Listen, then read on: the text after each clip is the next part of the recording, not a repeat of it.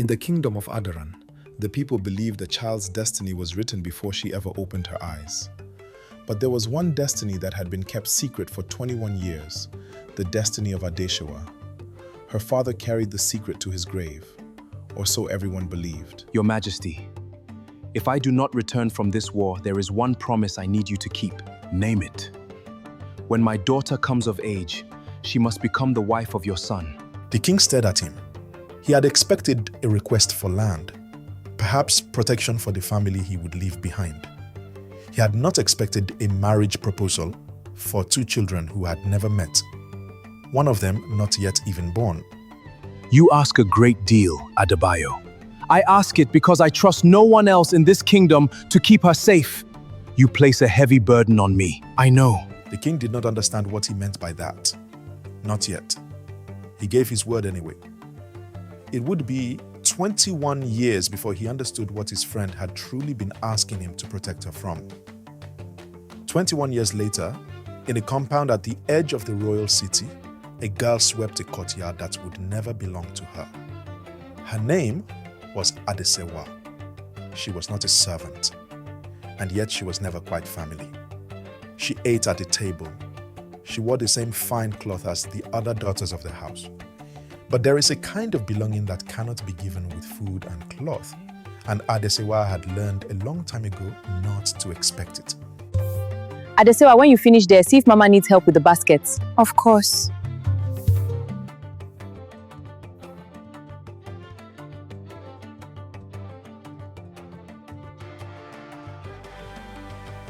She did not say what she was thinking.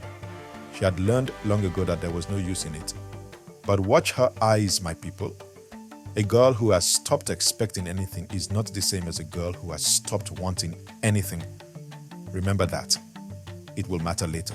That evening, Adesewa saw something she was not meant to see. Mama Amara. Amara did not turn around gently. She turned around the way a person turns when they have been caught. Get out! This is not for your eyes. Adesewa left without a word. She had been raised not to argue with Amara's silences.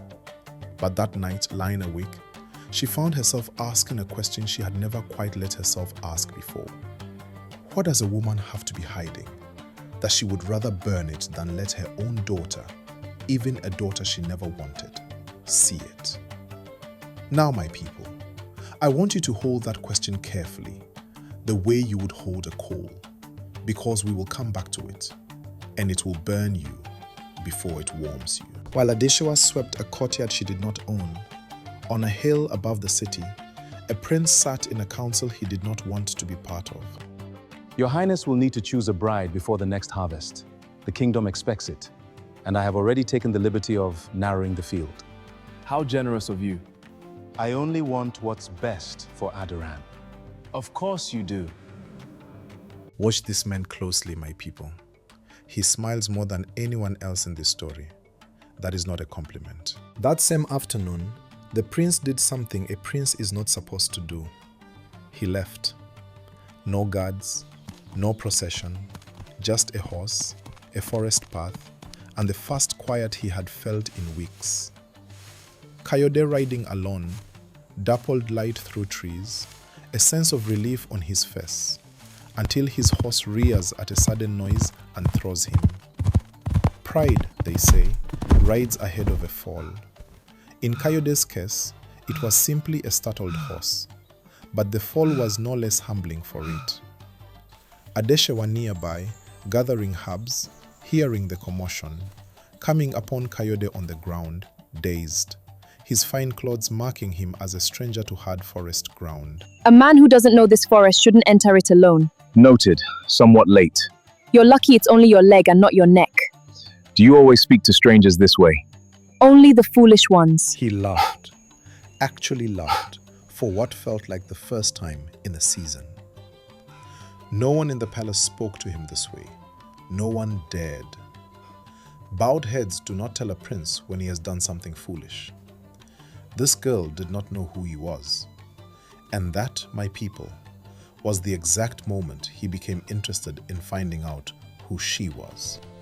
You never told me your name. You never asked properly. Forgive me. May I have the honor of your name? Adesewa. And yours, stranger? What should I call the fool who fell off his own horse? He gave her a name that was not his own. It was a small lie. The kind people tell when they aren't ready to be looked at differently. He did not know yet how much that small lie would cost him. So it began. Not with a ball, not with a glass slipper, but with a girl who owed a stranger nothing, and a prince who, for the first time, wanted to be seen as nothing more than a man.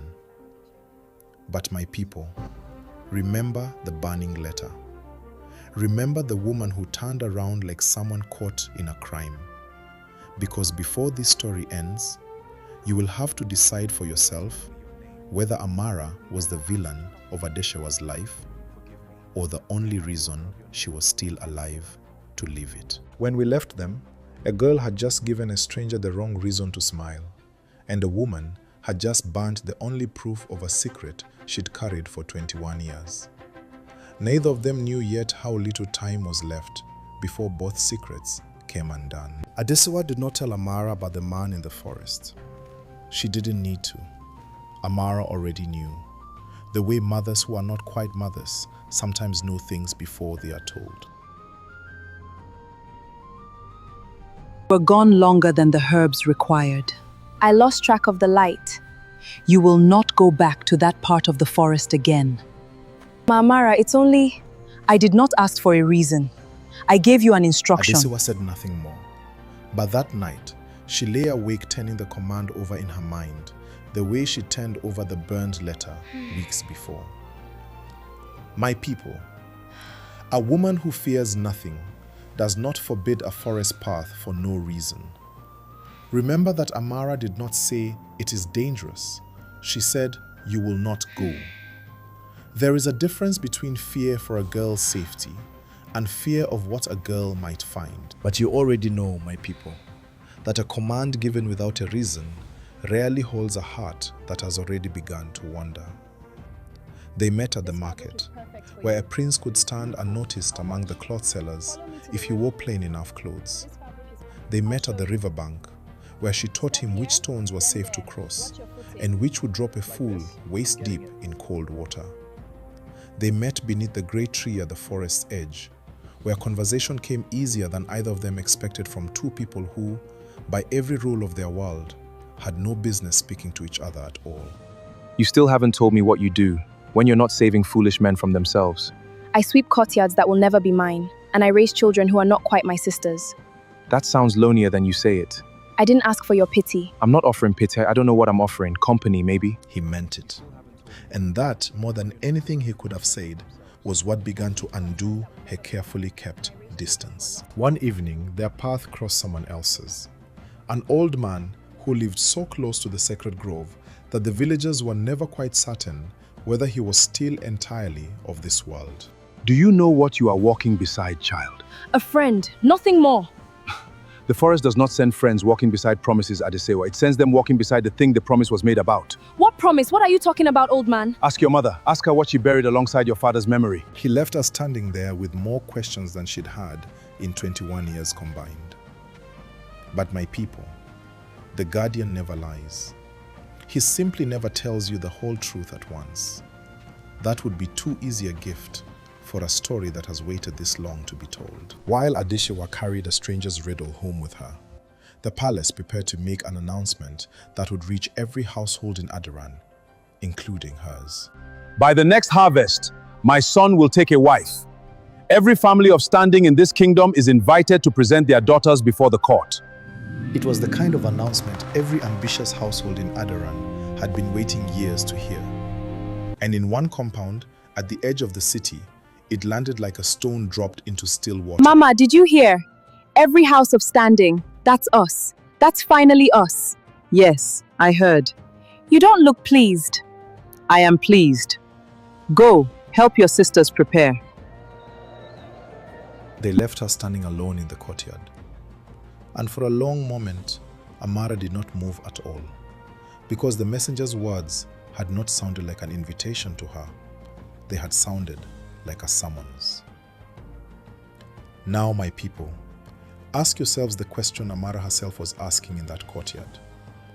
If a royal wedding search was simply good news for an ambitious household, why did the woman look as though the palace itself had just called her by name?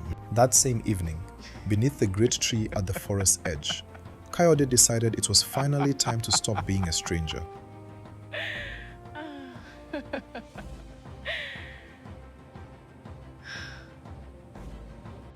There's something I should have told you a long time ago. That you still can't cross the river stones without falling in? My name isn't what I told you. I'm not simply a nobleman who wandered too far into a forest. What do you mean? He told her everything.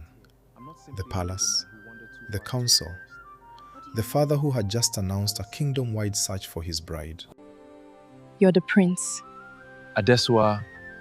You let me speak to you like you were no one. You let me scold you, tease you. You knew exactly who you were the entire time, and you let me make a fool of myself in front of...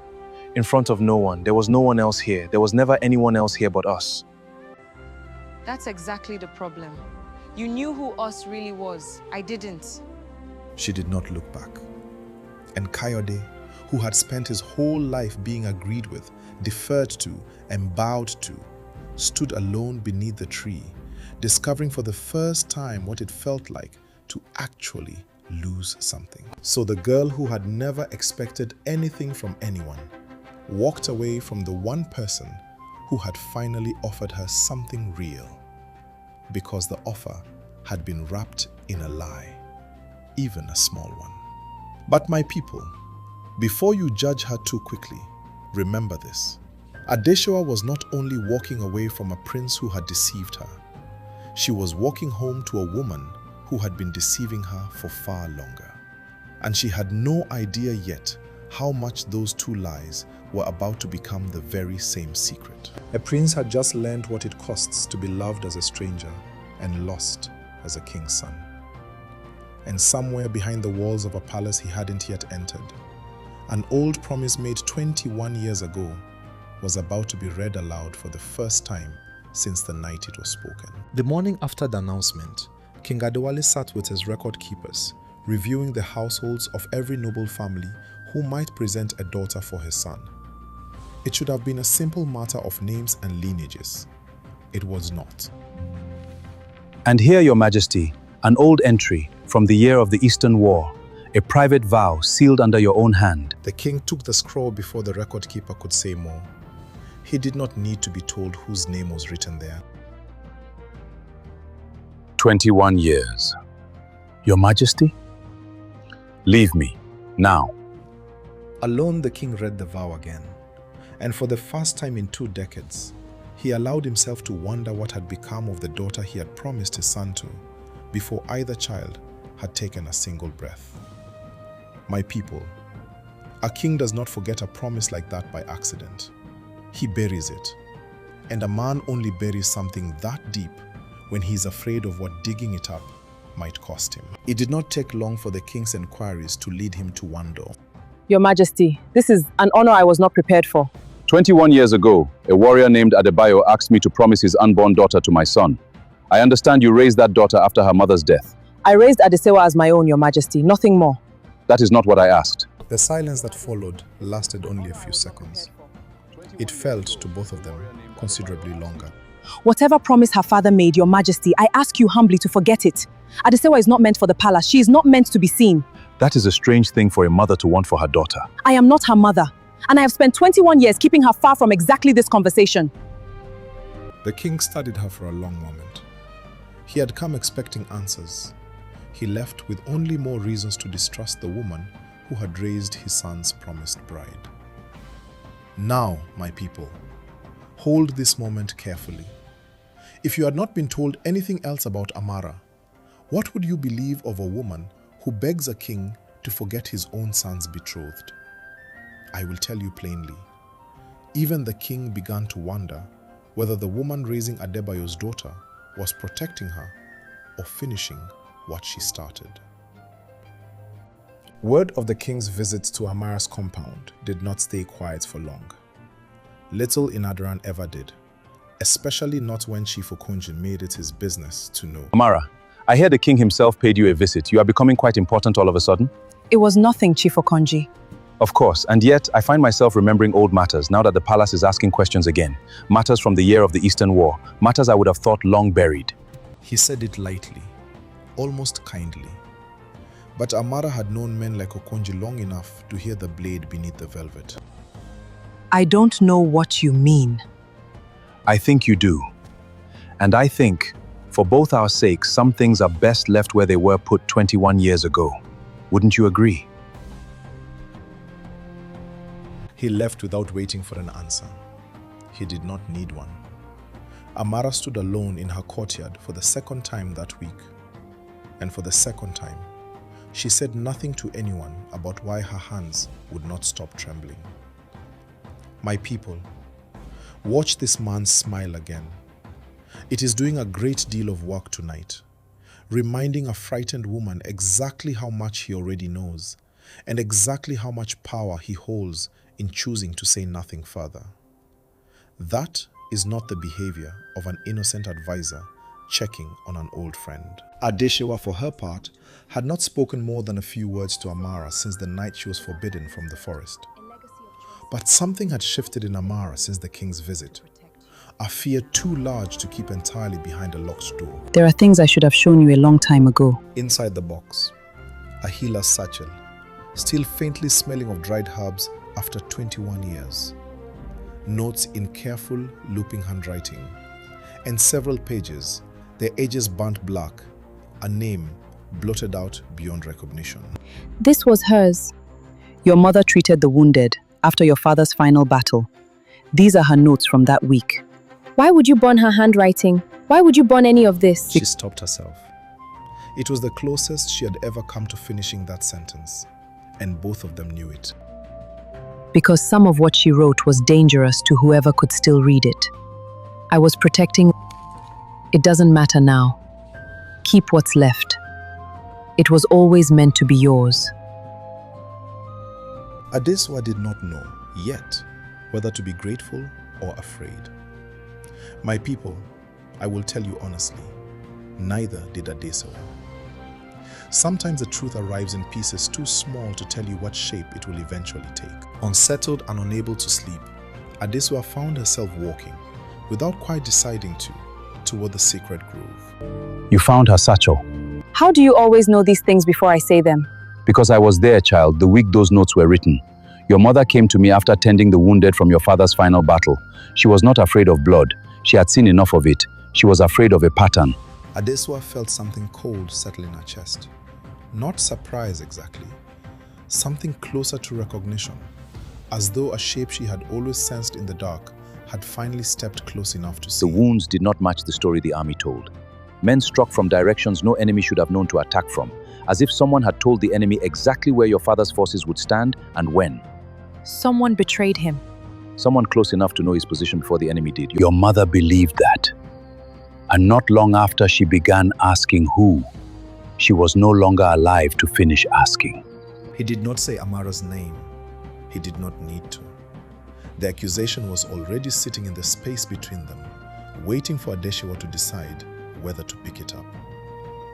My people, before you decide what you believe, remember what you have seen this episode alone. A king who no longer trusts the woman raising his son's bride. A chief advisor who speaks in threats disguised as concern.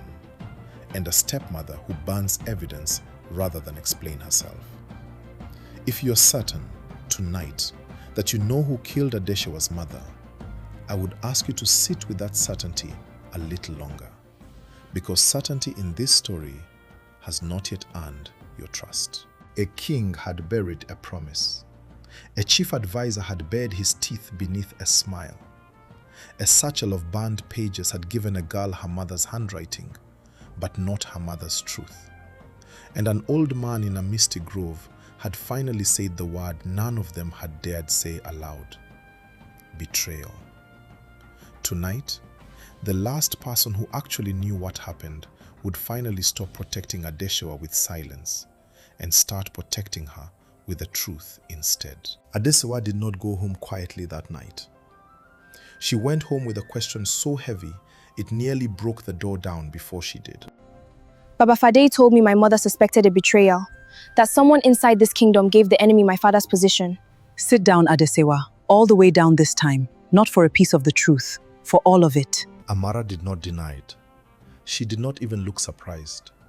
She only closed her eyes for a moment, the way a person does when a weight they've carried alone for 2 decades is finally about to be shared. And so, for the first time in 21 years, Amara told the whole story.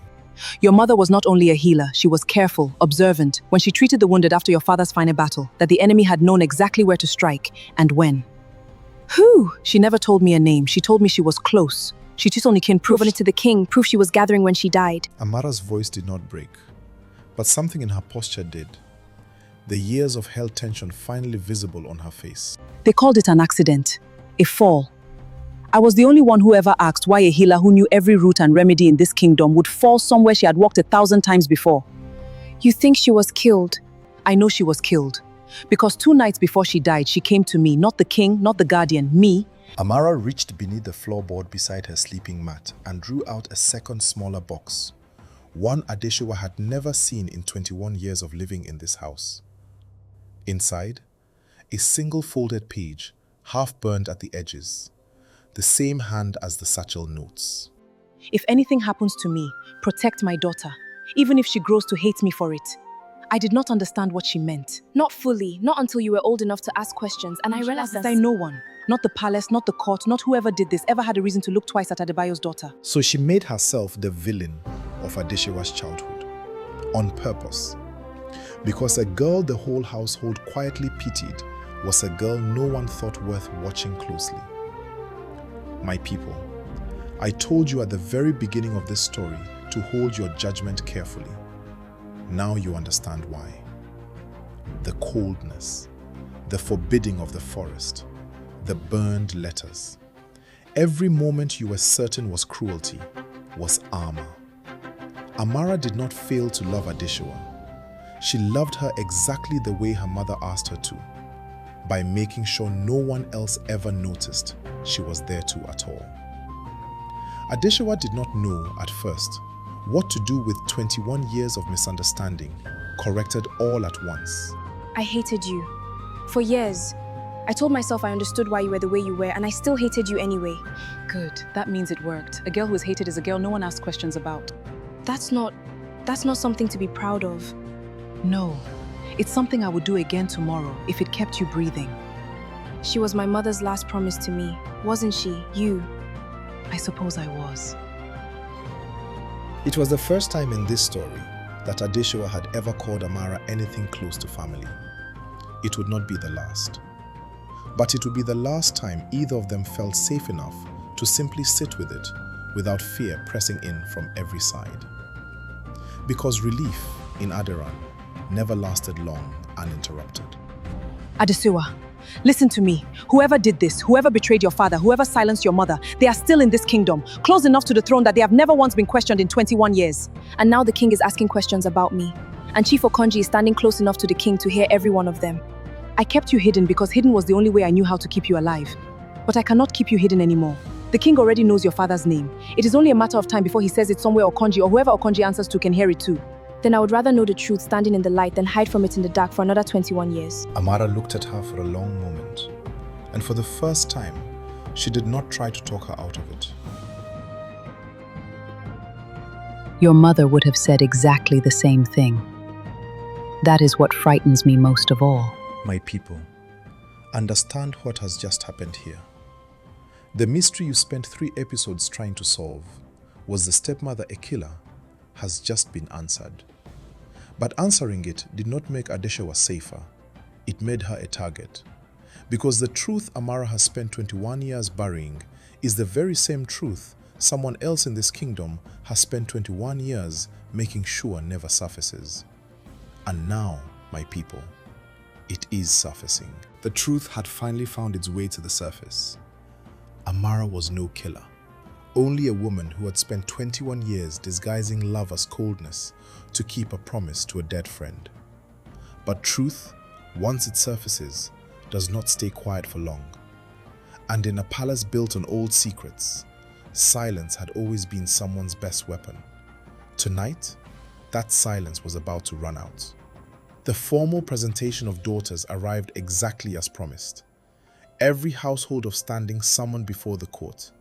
Every ambitious mother in Aderan dressing her finest hope in her finest cloth. Adesewa had not wanted to come at all, but Amara had been firm. In the new, different way she was firm now. You do not have to compete for anything today, but you are done disappearing. That part of your life is over.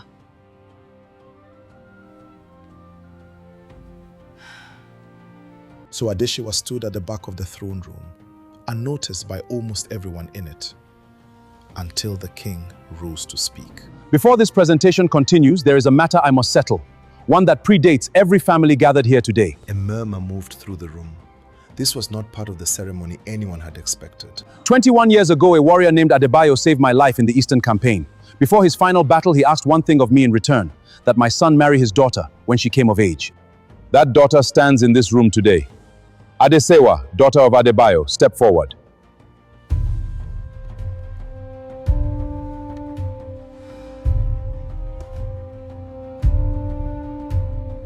For one full breath, Adesewa did not move at all.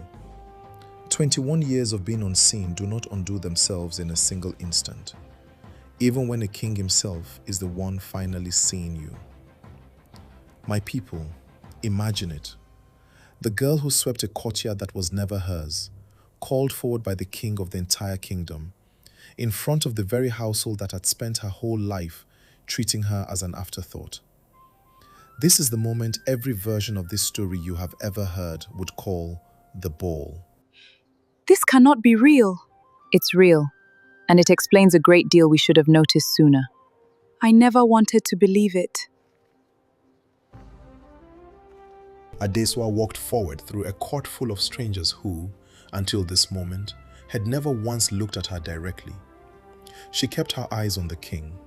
She did not dare look toward the one face in that room she most wanted and most feared to find. Because there, seated where a prince is meant to sit, was the man she had walked away from beneath a tree only weeks before. It was always you. He had spent weeks believing he had lost the only person who had ever spoken to him like an equal. He had not lost her at all.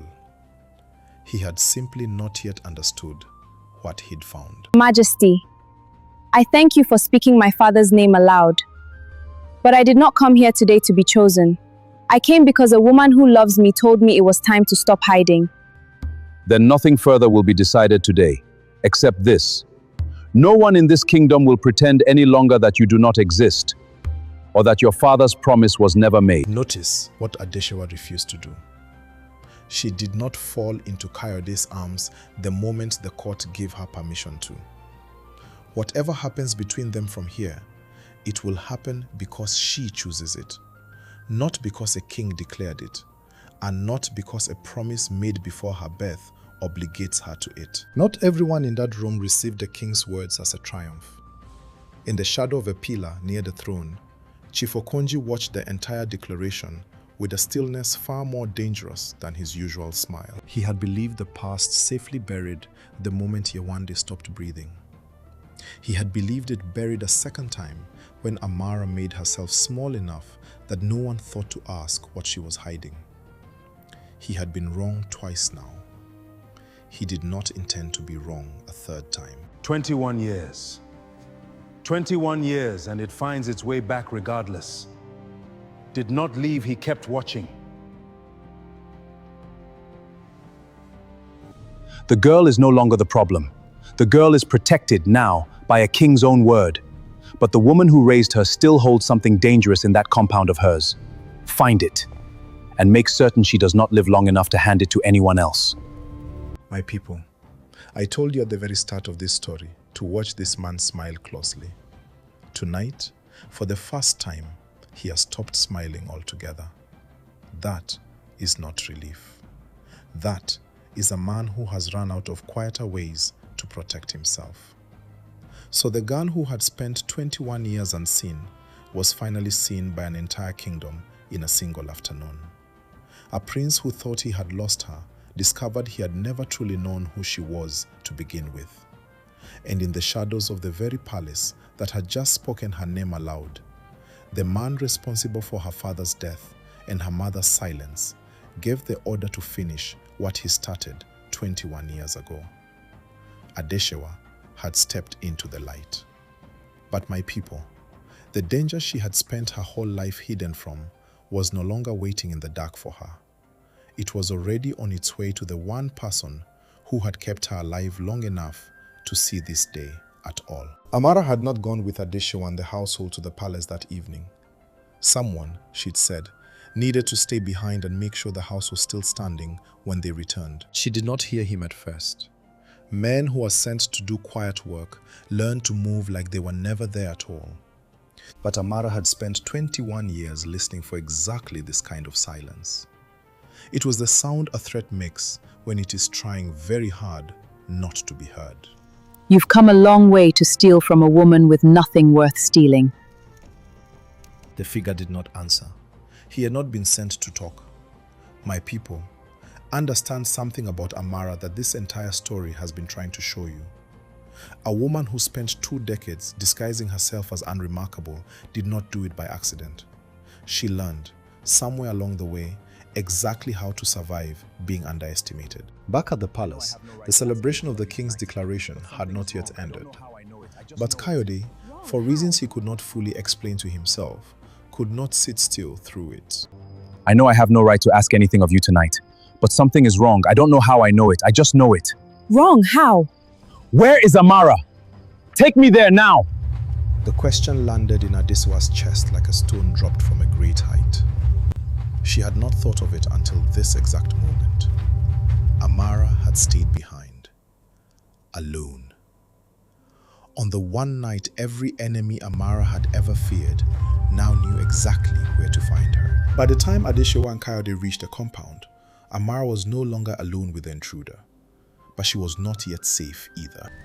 Whatever he told you to take from me, it will not save him. I am not the only one who knows now. It was a bluff. She had told no one else the location of the box. But a woman who has survived 21 years of quiet war has learned that fear, well aimed, is sometimes the only weapon available. Whatever you were sent to finish, you will not finish it tonight. Not while I am standing here. The hooded figure hesitated. He had been sent to silence a frightened woman alone in the dark. He had not been sent to face down the crown Prince of Aderan. He fled over the same wall he had entered by, vanishing into the night before anyone could see his face. He left behind no name, no proof of who had sent him, only the certainty that someone had wanted Amara silenced badly enough to risk everything to do it. My people, notice what this attack actually accomplished. It did not silence Amara. It confirmed, beyond any remaining doubt, that everything she and Adesewa had feared was true. Whoever ordered this had just made the mistake every guilty man eventually makes, acting exactly when acting proved he had something left to hide. By morning, word of the attack had reached the palace, carried there by a prince who no longer cared whether it was proper for him to be the one carrying it. Someone tried to kill the woman who raised Adesewa last night in her own home. Do we know who? No. But I know it was not random. Someone in this palace wanted her silence before she could speak. The king was quiet for a long moment. He was thinking, my people, of a conversation he'd once had with a woman who begged him to forget an old promise entirely, and of how much sense her fear finally made. Then we will not wait for whoever did this to try again quietly. Summon the full court. Whatever Amara knows, whatever proof she carries, she will speak it in front of everyone who matters in this kingdom. Let whoever ordered this last night's failure watch it happen in the open, where he can no longer hide behind shadows. It was, my people, exactly what someone in that palace had spent 21 years trying to prevent. That same morning, before the summons went out, Adesewa found Kayode alone in the palace gardens. You didn't have to come last night. Yes, I did. Why? Because the last time I let you walk away from me, I told myself it was because you needed time. I let myself believe that for weeks. But the truth is I was afraid of what it would cost me to actually go after you and prove I meant what I said in that forest.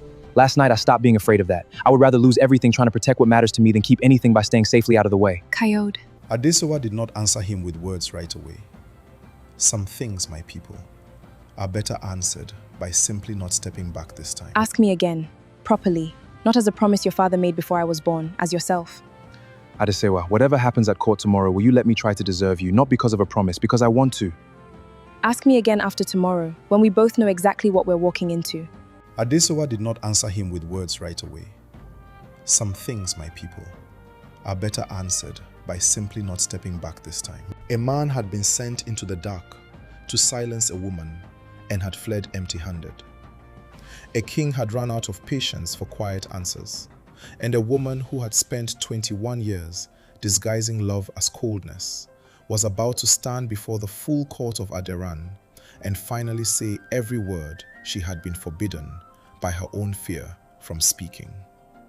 Today, the shadows would finally be asked to explain themselves in the light. Okonji had not been told the exact nature of the summons, only that his presence, like everyone else's, was required. My people, a man that careful does not survive 21 years by attending gatherings unprepared. But even he could not prepare for what he did not yet know was coming. 2 nights ago, an attempt was made on the life of a woman in this kingdom. A woman who raised the daughter I named before you all only days ago. I will not stand before you and pretend that attempt was random. I believe it was ordered by someone who has sat close to this throne for a very long time. A murmur swept the room, sharper this time, edged with real alarm rather than mere surprise. Chief Okonji's expression did not change. That, my people, was the first mistake he made all morning. An innocent man startles. A guilty one has already rehearsed his stillness. The king turned to Amara, and for the first time in 21 years, she did not have to be asked twice to step forward. 21 years ago, Yewande Adebayo's wife, Adesewa's mother, treated the wounded after the Eastern battle that took her husband's life. She noticed something the official reports never explained: wounds struck from directions the enemy should never have known to attack from. She believes someone inside this palace had given away Adebayo's position before the battle even began. 2 nights before she died, she gave me this. It does not name the man who betrayed Adebayo. My friend was murdered before she could finish writing his name, but it names the pattern she had already traced. A pattern of correspondence sent from inside this palace in the weeks before the battle. Correspondence, I have since learned, continued in secret for years after her death. Each time anyone came close enough to asking the wrong questions. She did not look at Okonji as she said it. She did not need to. Every eye in that room had already begun to. My people, watch carefully what Amara is doing here. She does not yet have a name written on that page. What she has is a pattern. And sometimes, a pattern spoken plainly in front of the right witnesses is more dangerous to a guilty man than any single piece of proof could be. A star moved through the doors at the back of the throne room, one no one had expected, least of all Okonji. The room turned, almost as one, toward the small circle of men who stood closest to the king during matters of war and council. Your Majesty, I was there the week Yewande's notes were written. I can confirm what Amara has told this court is true, and I can add what Yewande herself once told me directly, before her death, that she believed the correspondence she'd traced belonged to a man who had access to the Eastern Campaign's private battle plans. A man close enough to your council to have seen them before your own generals did. Chief Okonji, you have advised on every Eastern campaign this kingdom has fought in the last 25 years. It was not yet an accusation, but my people, it no longer needed to be. The room had already reached its own conclusion, and Okonji could see it happening on every face turned toward him. A lesser man might have run.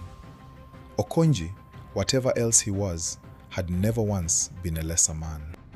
Your Majesty, I have advised on a great many campaigns, as have half the men in this room. A guardian's memory and a stepmother's grief are not proof. They are grief looking for somewhere to place its blame, 21 years too late to matter. It was, my people, a very good answer. It might even have worked, had he stopped there. And as for the attack 2 nights ago, you have found no proof it was ordered by anyone in this room at all. A frightened woman with a locked box and an old grudge is not a witness. She is a woman inventing a villain to explain a robbery gone wrong. No one in this room has said what the intruder came looking for, Chief Okonji. You just did.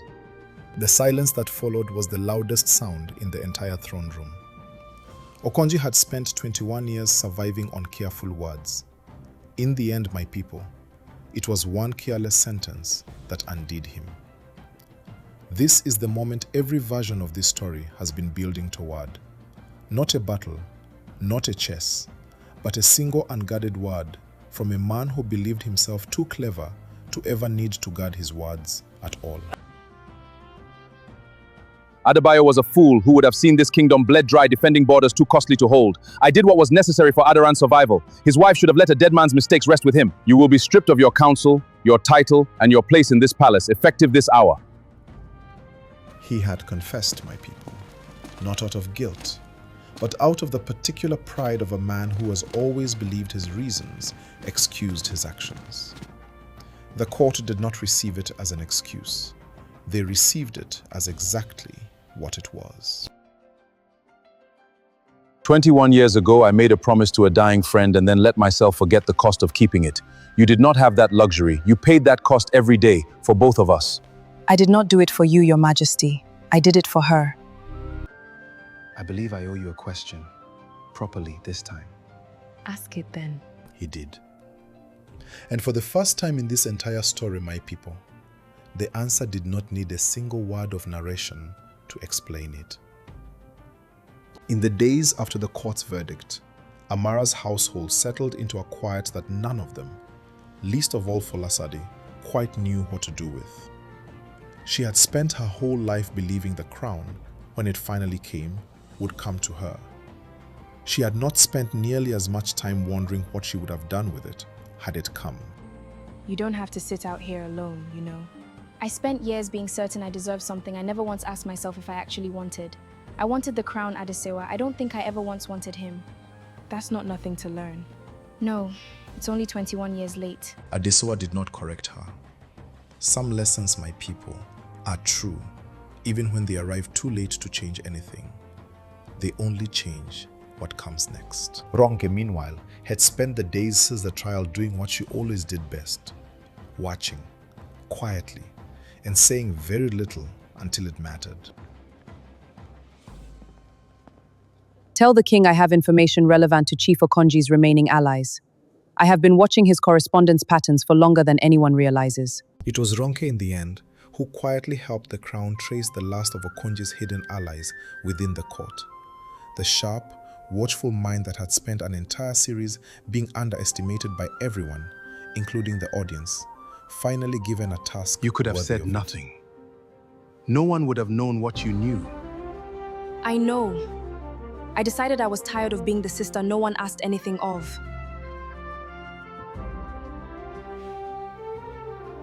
My people, remember Ronke at the very start of this story. Quiet, watchful, easy to overlook beside her sisters. She did not need a crown to matter. She only ever needed someone to finally ask. Of the three sisters, only Ngozi had never once resented Adesewa, only ever loved her, quietly, in the small ways a household allows when open affection isn't permitted. I used to sneak you extra portions when Mama wasn't looking. Did you know that? I always wondered. I couldn't fix any of it. I was too young and too afraid of Mama's rules to understand why she made them. But I never once believed you deserved what you had. Adesewa took her hand and held it for a long moment. Not every kindness in this story needed to be dramatic to matter, my people.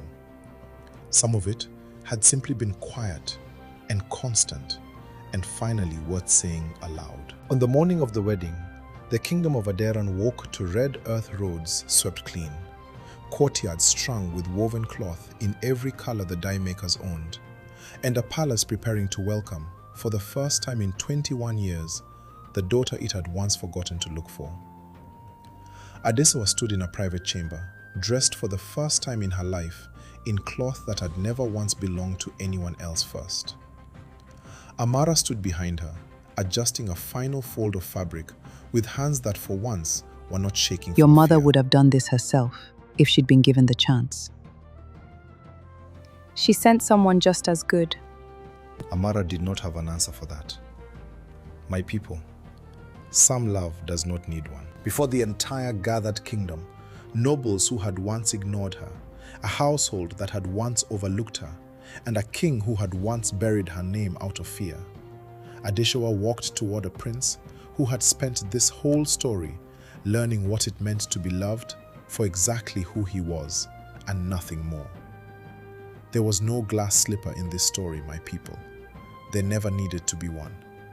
There was only a promise made before Adesewa's birth by a father who trusted no one else in the kingdom to keep it, and a woman who kept it anyway, even when keeping it meant being hated for 21 years by the very girl she was protecting. Let it be known throughout Aderan, a promise made 21 years ago, in fear and in grief, has finally been kept, not because a king commanded it, but because a girl chose it for herself.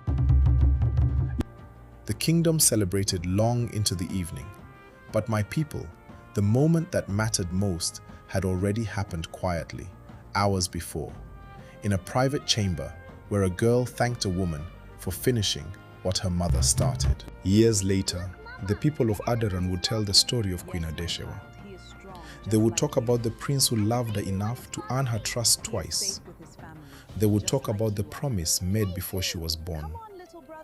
They would talk about the betrayal that nearly destroyed two families, and the chief advisor whose smile had hidden 21 years of quiet cruelty. But whenever Adesewa was asked about the woman who raised her, she never called her a stepmother. And so, my people, the girl who once believed she had no story worth telling became the story every mother in Aderan would one day tell her own daughter. Not because a prince chose her, because a woman never stopped choosing her first.